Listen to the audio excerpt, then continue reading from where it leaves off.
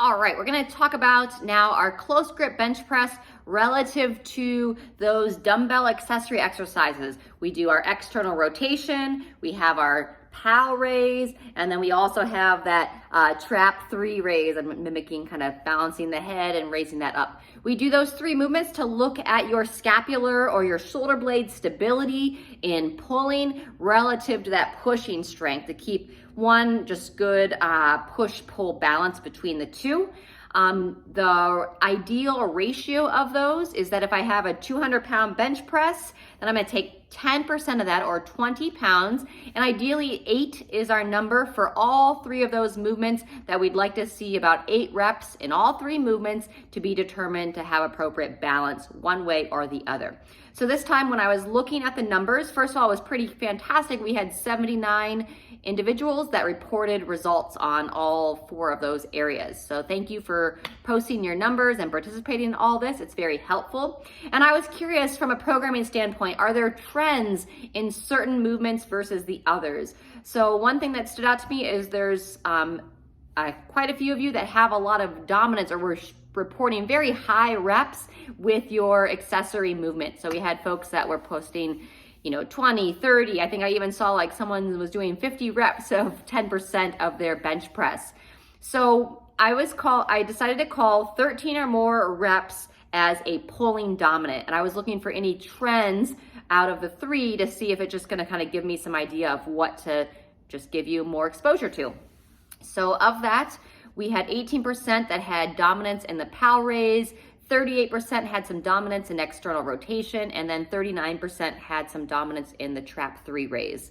So, with that spread, there's not really one that stands out overall. So with your own knowledge on your body, and that comes from whether you're dominant in one area or maybe you have a good opportunity to improve in another area. Anytime that we do program specific accessory exercises, especially if you know that you have a specific weakness, maybe in external rotation, and you're strong in the POW raise, if you're working the POW raise, then by all means, if you need to get in some touches on the external rotation, take personal responsibility, go ahead and do that for yourself. Work the area that you know that you can improve upon.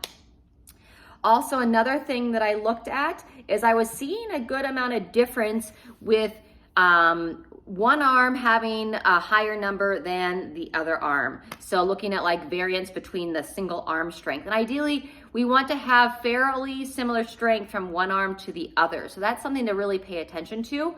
Looking at discrepancies, I determined it to be a discrepancy if it was 3 reps or more difference one side versus the other. So we had 16% that had discrepancies in the POW raise, 20% in external rotation, and 16% in that trap 3 raise. If you know yourself to be someone who definitely has a weakness or an area of opportunity in one side versus the other, what I recommend, whether this is single leg or single arm work, especially when you're doing cash out exercises, first perform the reps on your biggest area of opportunity. So for me, that's typically my left arm. I would do my first set of exercises on my left arm.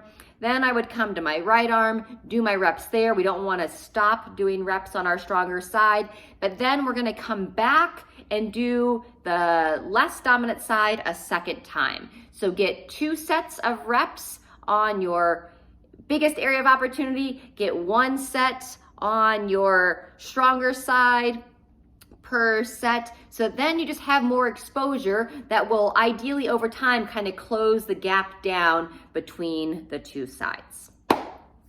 And then if we just talk about how many we had numbers being balanced between the 2 of those 79, let's see, we had, and again, this is when I kind of pulled out the dominance. So if you had 8 reps or more, because that's how we compared it at the end of 2021, then we called it dominant, or we called it balance, excuse me. So we went from 51% were balanced at the end of last year. Now we had 68% of you that were balanced in those movements.